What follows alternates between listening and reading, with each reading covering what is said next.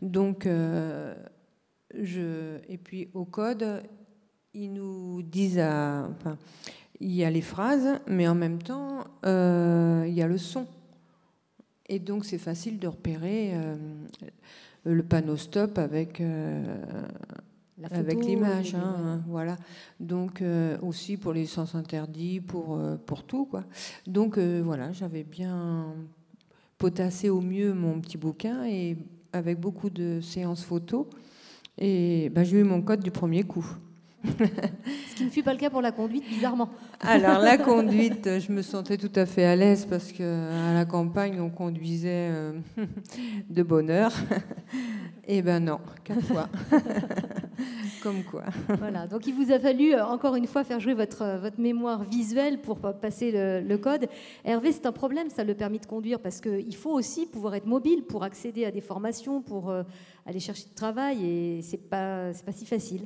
Alors, micro, on va voir s'il refonctionne. Oui, effectivement, ce que nous disent les personnes qui sont confrontées à cette situation, c'est qu'elles ne se déplacent pas beaucoup, en tout cas elles sont freinées dans leur déplacement. Donc on a trouvé des solutions.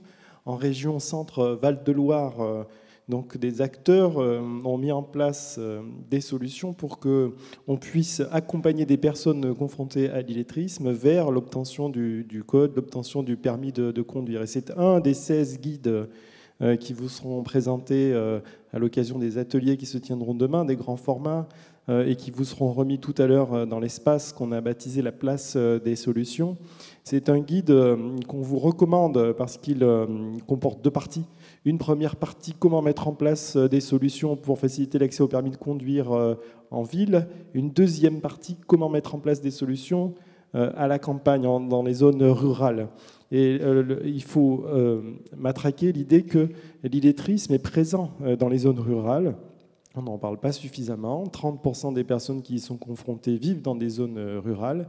Et donc, dans la région centre-Val-de-Loire, des solutions ont été trouvées, elles sont consignées dans ce guide. Et ce qui est important de souligner aussi, c'est que ceux qui mettent en place ces solutions s'appuient sur des cadres de référence qui sont partagés maintenant. On évoquait l'importance des définitions ce matin, mais grâce aux 4 degrés de sortie de l'illettrisme, on arrive à baliser les progrès des personnes, ce qu'elles maîtrisent déjà, et les degrés de maîtrise des compétences de base.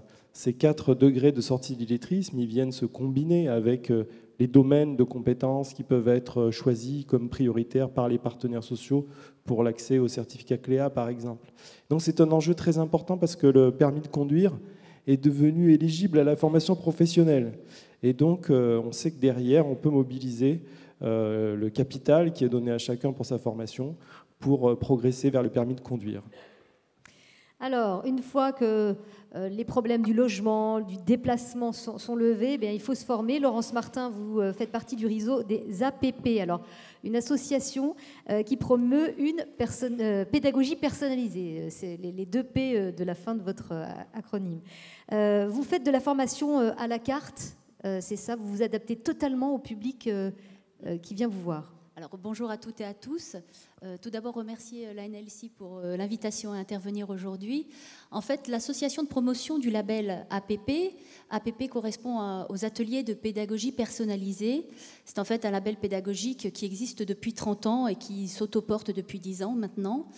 Et l'objectif, effectivement, c'est de bien remettre la personne au centre du processus de formation en la rendant réellement actrice. Alors ça, c'est un terme qui est énormément généralisé. Et lorsqu'on parle de personnalisation, on parle de personnalisation sur l'ensemble de l'accompagnement de la personne. Alors là, je vais rebondir sur ce qui a été dit avant très justement, c'est qu'il s'agit non seulement de donner envie, mais de donner du sens. Parce qu'on est confronté à des personnes qui ne sont pas forcément réceptives aux messages directement de formation ou d'accompagnement.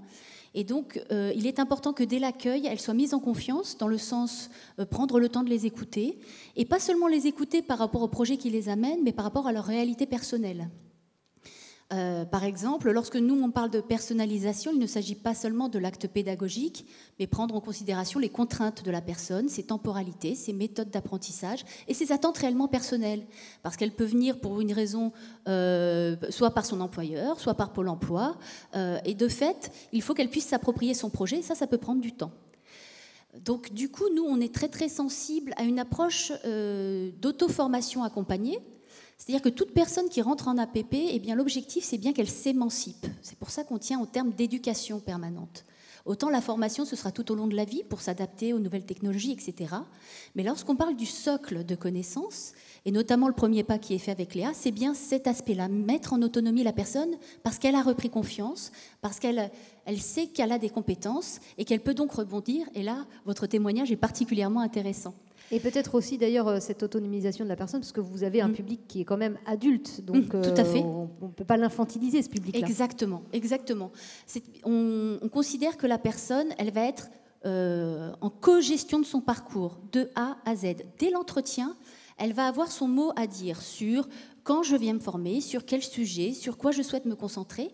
Parce qu'elle vient forcément avec un projet qui est relativement préconstruit, mais en attendant, pour qu'elle se l'approprie, c'est bien à elle de le codéfinir avec le formateur. Et lorsqu'on parle, nous, de compétences collectives, finalement, elle est à 3 niveaux. C'est aussi bien au sein de l'équipe, c'est-à-dire qu'on parle beaucoup des formateurs, des accompagnants, mais en attendant le premier sas, c'est bien la personne qu'elle va rencontrer à l'accueil. Et là, on tient énormément à sensibiliser l'ensemble des personnes qui vont être amenées à rencontrer les apprenants à cette bienveillance, à cette écoute, de façon à ce que la personne se sente bien lorsqu'elle vient nous voir, qu'elle ait envie de revenir. Et on se rend compte d'ailleurs qu'un élément se redéveloppe énormément, c'est le bouche à oreille. Des personnes qui viennent parce que leur voisin leur a parlé d'un parcours de formation, parce que leur mère est venue passer Cléa, etc. C'est pas forcément des organismes qui vous envoient les gens. Exactement. Avec le certificat Cléa, il y a eu une relance de cet aspect un petit peu de démarche personnelle. J'ai d'ailleurs un exemple concret qui m'avait beaucoup interpellée. Une maman qui avait eu besoin de passer Cléa parce que suite à des troubles musculo-squelettiques, elle ne pouvait plus faire les ménages, donc elle a été obligée de se reconvertir alors qu'elle avait une 50aine d'années. Et de fait, lorsqu'elle a commencé sa démarche, elle avait une problématique très personnelle à gérer, c'est qu'elle avait une fille qui avait une 20aine d'années à l'époque et qui n'allait plus en cours parce que gravement malade et qui, lorsqu'elle a dû raccrocher avec le système éducatif classique, eh bien, n'a pas pu le cadrer avec son planning médical et n'a pas pu en termes de retour sur un rythme soutenu. Et de fait, elles ont passé Cléa ensemble. Un jour, elles sont venues à 2 et elles ont passé Cléa ensemble. Et c'est ça, en fait, l'objectif. C'est vraiment la remise en confiance. Et lorsqu'on parle de compétences collectives, ce n'est pas seulement au sein des équipes professionnelles, mais entre apprenants. Ça, c'est un élément extrêmement important aussi. C'est-à-dire qu'on va amener les apprenants à rencontrer des personnes très différentes, à être dans un collectif qui n'est pas une logique de cohorte avec le même statut, avec les mêmes besoins, mais bien dans l'apprentissage entre pairs. Parce qu'il y a des choses qu'on peut se dire entre soi. Il y a une remise en confiance qui passe par le fait d'expliquer à l'autre son parcours ou de partager ses compétences. Et donc cette compétence collective se décline également entre apprenants. Et la troisième dimension pour nous de la compétence collective, ça va être dans l'ancrage territorial. Parce qu'effectivement, tel réseau, telle association ou tel organisme n'est pas en capacité d'intégrer la globalité des problématiques à la fois des apprenants, des territoires et des besoins. Donc lorsqu'on parle de compétences collectives, on parle de la complémentarité également des acteurs sur les territoires. Et de fait, si on prend l'exemple qui est repris évidemment très largement aujourd'hui des partenariats avec la NLCI sur le territoire, il est extrêmement important de réconcilier cette étape de lutte contre l'illettrisme dans une logique de parcours et d'optimisation du parcours. Parce que le problème que l'on a souvent, c'est que chaque acteur a sa compétence, a son financement, a son public, et de fait, on se retrouve avec des fonctionnements en silo qui nous nuisent tout particulièrement aujourd'hui parce qu'on a des parcours de plus en plus parcellisés, des financements de moins en moins sécurisés, de moins en moins de visibilité. Et donc, de fait, cette compétence collective doit se décliner également au niveau d'un territoire sur la mobilisation de l'ensemble des acteurs. Et cette mobilisation de l'ensemble des acteurs, c'est vous qui la faites fonctionner? Qui la fait fonctionner? Tout le monde, c'est une volonté collective.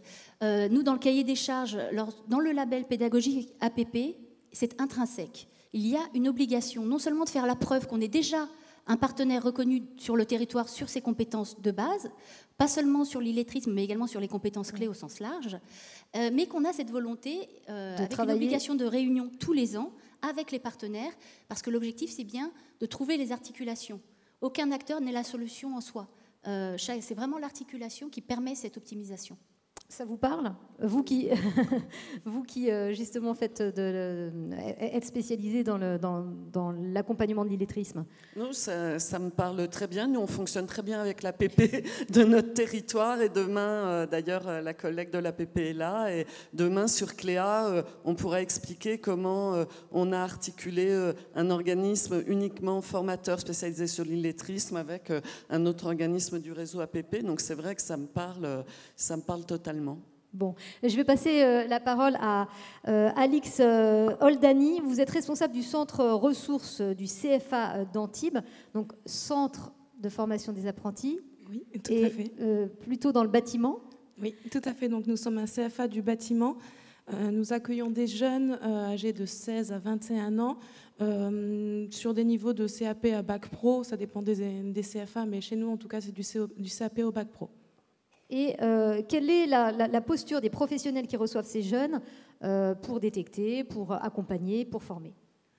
Alors, tout ça a été très long à se mettre en place dans notre établissement. Ça a commencé en 2008, très exactement. Donc, ça fait un moment que j'ai la chance de travailler avec les jeunes en grande difficulté. Parce que par rapport au degré d'illettrisme, nos apprentis sont dans une grande hétérogénéité. Il y a des apprentis qui savent parfaitement lire. Et, tout à fait. Voilà, et la difficulté est là pour nous, c'est qu'au sein d'un même groupe d'apprentis, nous avons des jeunes en situation d'illettrisme, des jeunes relevant du FLE et des jeunes qui arrivent avec déjà un bac plus 2, voire plus même parfois, pour apprendre un métier du bâtiment. Donc la difficulté, elle est dans un premier temps de les identifier. Donc au moment de l'inscription, nous les positionnons. Ça nous donne déjà un avis qui va être affiné par la suite sur est-ce qu'il y a des difficultés, est-ce qu'on va pouvoir aider cet apprenti, comment on va faire.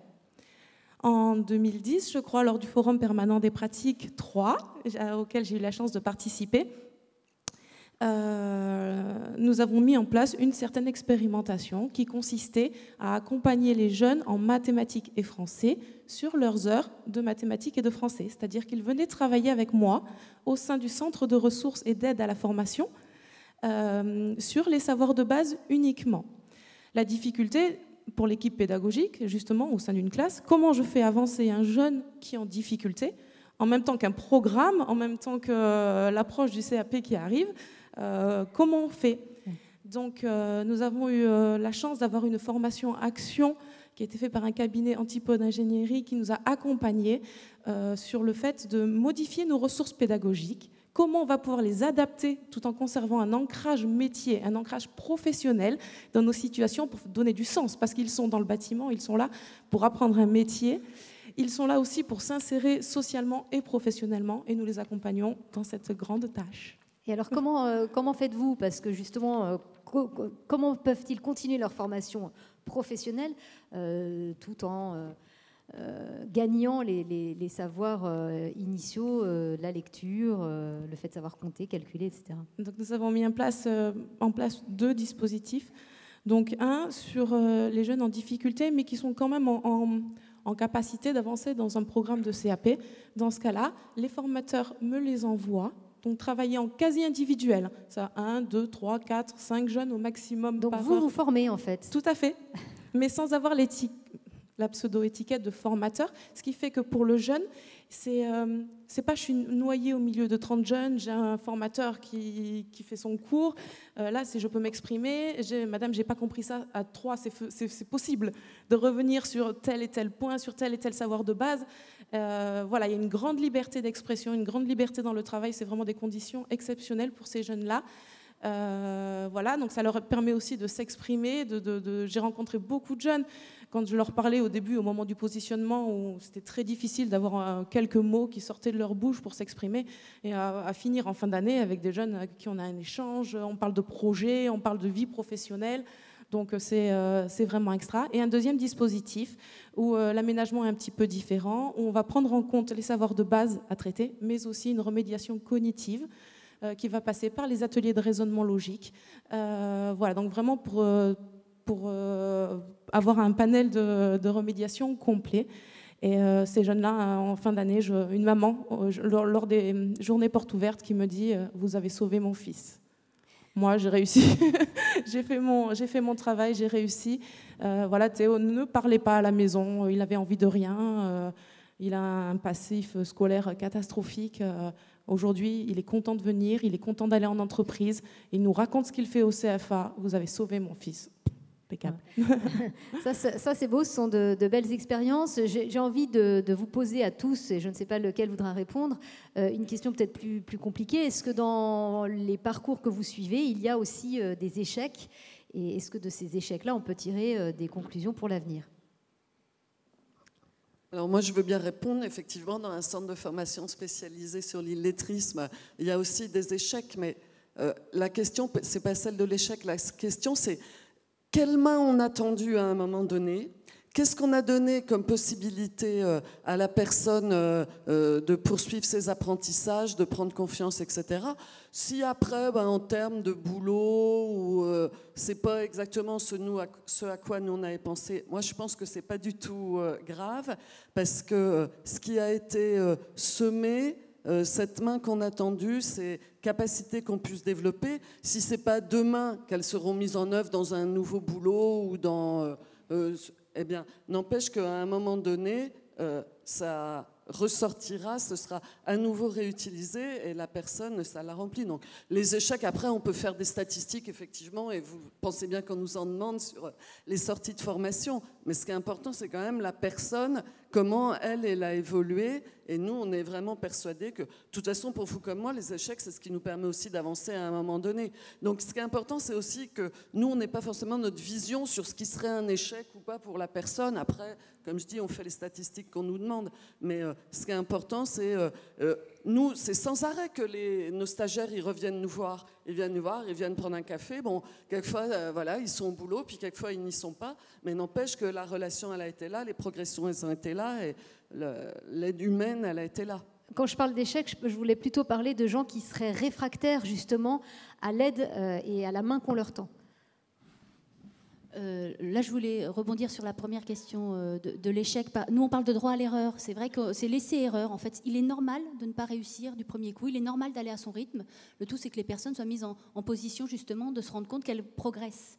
Après, effectivement, eh bien, ce sont des niveaux très, très différents selon les personnes. Et l'objectif, même s'il n'est pas atteint tout de suite, il y aura eu déjà un progrès. Concernant les personnes réfractaires, on n'est pas tellement confronté à cette approche-là par le fait que le premier contact, s'il n'aboutit pas, eh bien la personne, elle a cette liberté de revenir. Donc, ce n'est pas vraiment un échec, c'est que ça ne lui correspond pas à l'instant T. Et sur la formation, justement, professionnelle, c'est pour ça qu'on fait la différence avec l'éducation, il y a une grande vigilance à avoir en termes de temporalité. Ce qui sera vécu comme un échec dans de la formation strictement professionnelle, avec la pression que les conseillers de Pôle emploi notamment peuvent avoir sur le fait de reclasser vite, ce n'est pas un échec, c'est juste que la temporalité n'est pas la bonne et que, eh bien, effectivement, la personne qui va s'intéresser, qui va s'informer une première fois, elle peut revenir demain, après-demain, dans 3 mois. Mais voilà, donc on a une confrontation de temporalité différente qui font parler d'échec, alors que bien souvent, c'est juste un problème de temporalité. Très bien, ben voilà, ça nous remet du baume au cœur. On a une caractéristique dans le secteur de la lutte contre l'illettrisme, à la différence de toute la société, c'est que nous, on a le temps. On n'a peut-être pas le temps individuellement, mais en tout cas, on a le temps parce qu'on accueille des personnes. De toute façon, elles ont été à l'école jusqu'à 16 ans et puis ça ne s'est pas passé comme il fallait. Donc, je veux dire, nous, on n'a pas la pression pour que la semaine d'après, ce soit... voilà. Oui, je comprends. Hervé, on a entendu Alix qui parlait de son expérience avec le CFA. Vous travaillez aussi beaucoup avec les CFA ?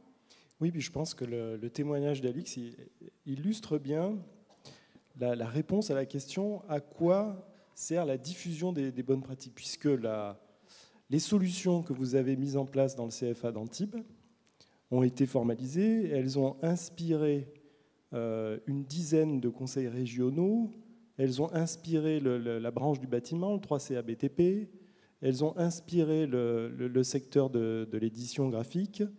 Et dans ces secteurs et sur ces territoires, on a pu aller plus loin pour mettre en place des solutions dans les centres de formation d'apprentis en prenant appui sur ce que vous avez fait à Antibes. On a montré que c'était possible, vous avez montré que c'était possible. Nous, on s'est contenté de mettre en mots les écueils qui ont été rencontrés, les difficultés, les stratégies qui ont fonctionné pour faire connaître ces solutions. Aujourd'hui, on a déployé ce programme avec les branches, avec les régions, pour que les apprentis qui peuvent avoir des difficultés avec les savoirs de base soient pris en charge au moment où ils apprennent un métier. Et on a évalué ce programme, on l'a évalué avec le concours de Patrice Bride, de la coopérative Dire le Travail, et on s'est aperçu qu'on avait beaucoup mis l'accent jusqu'à présent sur la mobilisation du CFA, la mobilisation de l'équipe de direction, la mobilisation des équipes pédagogiques, comment mettre en place un projet, comment sensibiliser, comment installer un projet dans la durée, et peut-être pas suffisamment mis l'accent sur la dimension pédagogique, comment, en prenant appui sur le travail, sur les situations, parce que être apprenti, c'est apprendre en faisant. Donc comment, dans les situations professionnelles, on va puiser des éléments qui nous permettent de conforter nos savoirs de base ensuite dans les matières d'enseignement général et comment on outille ceux qui accompagnent ces jeunes dans les matières d'enseignement général. Et donc on a le plaisir de vous remettre ces jours-ci le nouveau guide qui repose sur l'évaluation qui a été conduite, et on a davantage mis l'accent sur la formation en situation professionnelle, et on a appelé ça « Apprendre autrement par le travail ». Donc c'est le nom qu'on donne maintenant à ce guide qui est mis à votre disposition et qui vous sera présenté demain lors du grand format consacré à la prise en charge des apprentis qui ont des difficultés avec les savoirs de base. Je voudrais souligner que tout ce travail d'identification des bonnes pratiques ces derniers mois, qui s'est traduit par l'organisation de rencontres régionales, a impliqué aussi la mobilisation des correspondants régionaux de l'agence et des centres ressources illettrisme. Donc qu'ils soient remerciés aussi d'avoir pris part à ce travail, parce que c'est grâce à eux qu'on a pu monter l'ensemble des rencontres régionales. Et puisqu'on évoquait tout à l'heure la nécessité de faire des liens entre les acteurs locaux, de combiner toutes ces solutions, il faut que vous sachiez aussi que l'agence joue un rôle important dans la mobilisation des préfets de région, des présidents-présidentes de conseils régionaux, des partenaires sociaux sur les territoires. Et pour nous, ce qui est très important, c'est que, bien sûr, il faut pousser la diffusion des bonnes pratiques, mais c'est aussi que vous puissiez avoir un cadre stable, suffisamment stable, pour asseoir votre action, la développer, la pérenniser. Et donc c'est pour cette raison qu'on plaide pour que dans chaque région, il y ait des plans régionaux de prévention avec les autorités académiques qui vont afficher, indiquer les moyens qu'elles mobilisent pour prévenir le problème de l'illettrisme, et de lutte contre l'illettrisme aussi avec l'investissement des conseils régionaux, des pouvoirs publics, la politique de la ville, la culture, la défense, tous les ministères qui contribuent à la lutte contre l'illettrisme, et puis aussi les partenaires sociaux. Et ces plans régionaux, maintenant, ils sont portés à un autre niveau que celui qu'on a pu connaître dans le passé, puisque ce sont les instances de concertation, alors tout ça est un peu technique, mais de la formation professionnelle, et on pense que c'est vraiment le lieu stratégique de définition des politiques publiques en matière de lutte contre l'illettrisme, puisque c'est un lieu où se définissent les grandes orientations, et c'est là qu'on a des moyens. Donc vous voyez, l'agence est à la fois la réunion de beaucoup de partenaires qui agissent, mais c'est aussi un travail qui n'est pas souvent visible et pas toujours valorisé, d'engagement et de coopération et de coordination aussi avec les pouvoirs publics qui ont tous un rôle à jouer pour faire reculer l'illettrisme.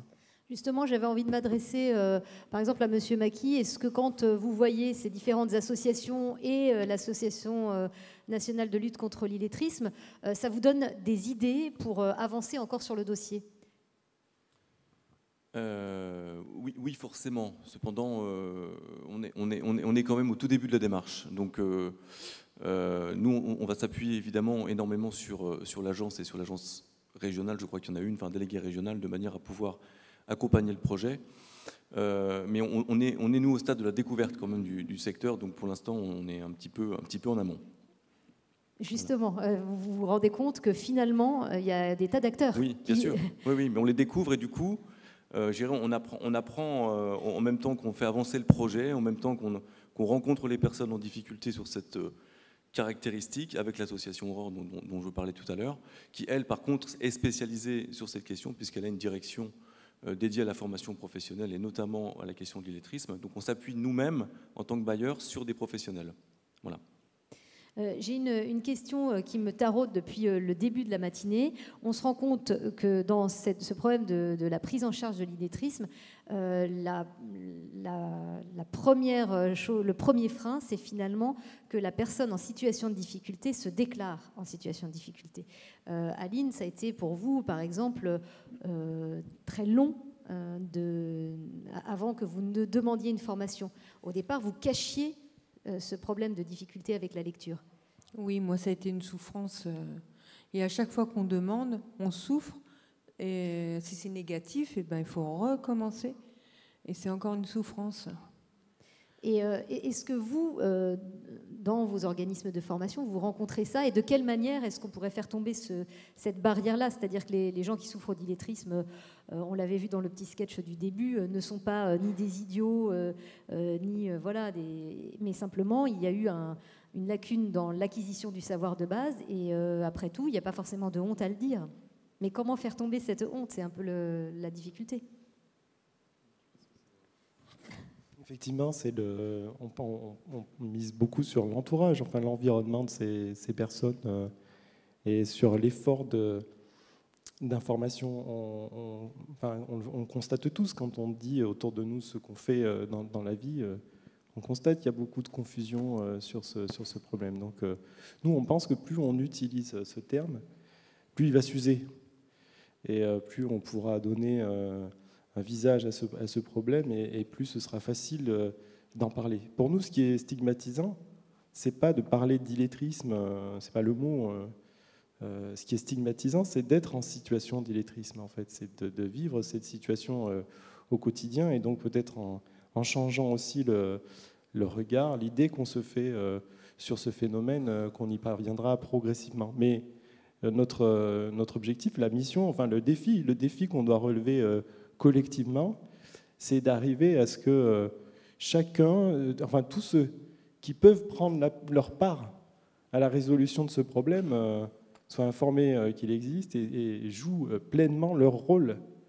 Et si on arrive à ça, on arrivera à démultiplier l'action. C'est ce qu'on a constaté ces dernières années. C'est quand les branches professionnelles, les partenaires sociaux, les grands réseaux comme la NFH, on l'a vu pour la fonction publique hospitalière, mais aussi et surtout le Centre national de la fonction publique territoriale, qui a fait de cette question portée au plus haut niveau une priorité, eh bien tout de suite on dégage des moyens et le nombre de personnes qui bénéficient de solutions augmente considérablement. C'est-à-dire qu'on passe de centaines à plusieurs milliers de personnes qui sont formées, qui bénéficient d'une formation de base chaque année. Donc c'est à tous les niveaux, plus haut niveau, au niveau de la proximité aussi, au niveau de l'entourage familial. Et on l'a bien vu ce matin, on sait aussi que l'entrée à l'école, c'est un moment qui déclenche l'envie de réapprendre, l'envie de renouer avec l'entrée à l'école de ses enfants. C'est un événement qui déclenche beaucoup de choses et donc on va utiliser ces événements déclenchants pour susciter ce déclic. Mais ce déclic, on ne peut pas le prévoir. C'est ça qui est compliqué, mais il va avoir lieu parce que les personnes sont motivées. C'est le moment où elles ont envie d'apprendre. Et si on propose à ce moment-là des solutions à ces personnes, on en parle avec elles peuvent être embarquées dans des actions éducatives familiales qui leur permettent de se réconcilier avec la lecture pour passer la porte de l'école, pour dialoguer avec les enseignants et pour participer aussi au parcours scolaire de leurs enfants. L'éducation nationale n'est pas présente. Alors elle est très très présente, sachez-le, dans la gouvernance de l'agence, puisque le ministère est présent dans les instances de pilotage qui fixent la stratégie de l'agence. Il y a un effort conséquent qui est fait pour prévenir ces situations d'illettrisme avec une prise de conscience et un certain nombre de mesures qui accompagnent cette rentrée, qui sont mises en place pour donner la primeur, si on peut dire, ou la primauté en tout cas, la primauté à la lecture, à l'écriture. Et puis sur les territoires, nos correspondants régionaux, les correspondants régionaux de l'agence sont très très en lien avec les autorités académiques et on a réussi à ce que cette question soit formalisée, c'est-à-dire que des solutions soient trouvées. Et puis le ministère de l'Éducation nationale est sur les territoires avec le ministère de la Défense, parce que c'est aussi un indicateur sur l'illettrisme, les journées défense-citoyenneté qui nous permettent de conserver les tests de lecture et d'avoir une idée. On sait qu'il y a un peu moins de 4% des jeunes de 17-18 ans, garçons et filles, qui sont confrontés à l'illettrisme. Eh bien, il y a des solutions qui peuvent être proposées dans les établissements scolaires, puisque la moitié de ces jeunes retournent à l'école après la journée défense-citoyenneté. Et puis, l'école ne peut pas tout faire toute seule. Et ça, on le sait bien, les enfants qui apprennent ne laissent pas leur bagage de difficultés à l'entrée de l'école et pour le reprendre le soir ensuite. Et nous, on insiste beaucoup sur cette combinaison et sur l'action de la société civile qui vient compléter celle des pouvoirs publics et qui vient prendre en charge des adultes. Pour nous, l'action qui est conduite par les organismes pour adultes, c'est une action qui contribue à prévenir l'illettrisme. C'est-à-dire que ces adultes, ils sortent de l'illettrisme, donc ce ne sont plus les mêmes, et ils sont différents aussi dans leur relation au devoir avec leurs enfants, et donc on sait que ça a une inflexion sur le parcours scolaire. Donc c'est une action qui est ample, qui couvre beaucoup de domaines, qui fait appel à beaucoup de ressources, et c'est aussi pour cette raison qu'on est attaché à cette méthode de travail, à cette façon de travailler, parce qu'on pense que si l'agence devait gérer des crédits pour faire un marché public, acheter des actions, on n'aurait pas le même impact que si des bailleurs sociaux, des milieux culturels, les OPCA, les CFA, l'éducation nationale se mobilisent.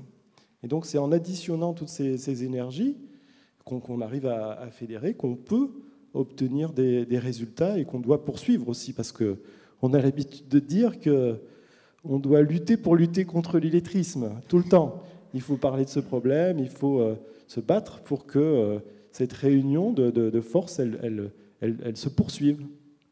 Et moi, je vais juste vous citer un témoignage de nos stagiaires. Ce qu'ils nous disent toujours, c'est bon, qu'est-ce que je peux faire pour que mes enfants ne soient pas comme moi ? Donc c'est vrai ce que dit Hervé, on ne sépare pas les choses, on est tous là vraiment pour effectivement accompagner les parents sous différentes formes, parce qu'ils ont vraiment ce souci de se dire les difficultés qu'on a pu rencontrer, on n'a pas du tout envie que nos enfants y vivent la même chose. Aline, à moins que l'un d'entre vous veuille prendre la parole. Non. Oui, j'avais juste un point important aussi à dire, c'est qu'il y a un axe sur lequel il faut travailler, qui a été abordé tout à l'heure, c'est la sensibilisation des acteurs intermédiaires. Parce que de fait, une personne, pour faire la démarche seule, c'est extrêmement compliqué. Et dans le monde des partenaires sociaux que je connais un peu, il y a eu des démarches assez intéressantes de prise pour faciliter l'initiative personnelle dans un collectif, c'est-à-dire plutôt proposer à l'ensemble d'un service dans une entreprise d'aller dans une démarche collective. Alors, les exemples qu'on avait, c'est sur la VAE, sur Cléa, mais de fait, il y a une émulation collective. On resitue la problématique de l'illettrisme dans cette approche en dynamique qui fait qu'il n'y a plus de stigmatisation, il n'y a plus le fait d'avoir à monter un dossier, etc. etc. C'est pas une personne seule désignée, exactement. C'est un groupe. Et de fait, ça crée un mouvement. Et à cette occasion, on détecte les situations d'illettrisme et on les accompagne différemment, notamment sur Cléa, selon justement l'évaluation préalable qui situera de toute façon ce qu'ils savent faire avant de stigmatiser ce qu'ils ne savent pas faire. Et cette démarche collective facilite énormément l'appropriation ensuite de la démarche.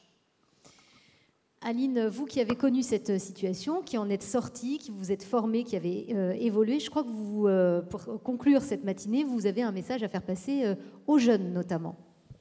Alors oui, tous les jeunes qui sont en situation d'échec scolaire, comme moi j'y ai été, je les encourage vivement à aller voir des centres de formation, à aller voir à Pôle emploi, à aller à tous ces endroits où vraiment on peut les aider. Et ensuite, ils pourront passer un petit diplôme ou plus, hein, comme ils sont jeunes, autant qu'ils continuent. Et ils se sentiront tellement mieux dans leur vie et dans leur vie professionnelle. C'est important, la vie professionnelle. Moi, à mon âge, je préfère maintenant être bien dans ma vie. Voilà, j'ai fait ce que je devais faire, c'était bien et j'aimerais bien continuer. Hein. Mais franchement, il faut qu'ils y aillent, il faut qu'ils ouvrent les portes. Ils demandent maintenant, ils n'ont même plus besoin de faire de courrier. Trop bien. Et est-ce que vous en rencontrez des gens qui sont en difficulté, des jeunes qui sont en difficulté? Est-ce que vous avez des fois l'occasion de le dire directement à des jeunes qui sont confrontés aux problèmes? Alors j'en ai rencontré sur le lieu du travail, hein. J'ai rencontré énormément hein, à mon niveau. Voilà, il y a des gens qui savent très bien compter. Moi, je n'ai jamais eu de problème avec le calcul, et d'autres avec l'orthographe. Voilà, c'est un petit peu la galère. Mais avant, je ne me permettais pas de leur dire qu'il y avait des solutions, parce que j'étais déjà tellement mal dans ma peau que je faisais l'anguille. Mais il y a quelque temps, une fois que j'ai eu mon diplôme et tout ça, j'ai rencontré des collègues il y a eu une grosse structure qui a changé à l'hôpital. Il y a eu des gens qui sont partis, il y a eu un gros remaniement. Et donc, la fonction d'intendante hôtelière, là où je travaille, ils veulent la supprimer. Ils sont en train de la supprimer tout doucement. Et du coup, j'ai des collègues qui sont intendantes hôtelières qui voulaient faire être soignantes.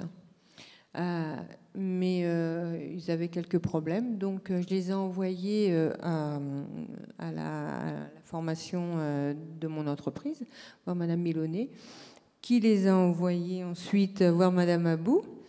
Et cette personne, donc, elle a fait sa remise à niveau et elle était bien contente d'avoir réussi. Et du coup, ils lui ont quand même payé le Greta pour 1 an pour poursuivre le français, pour ensuite pouvoir se présenter à l'école d'aide-soignante. Et là, je pense qu'elle est à l'école d'aide-soignante, là. Ben voilà. Donc, vous êtes maintenant porteuse de la bonne parole, vous aussi. Voilà, elle m'a fait, voilà, elle m'a écoutée, elle a suivi, et je suis contente pour elle. Eh bien, merci beaucoup à tous d'être venus témoigner ce matin. Voilà, j'espère que nous avons été complets sur le sujet.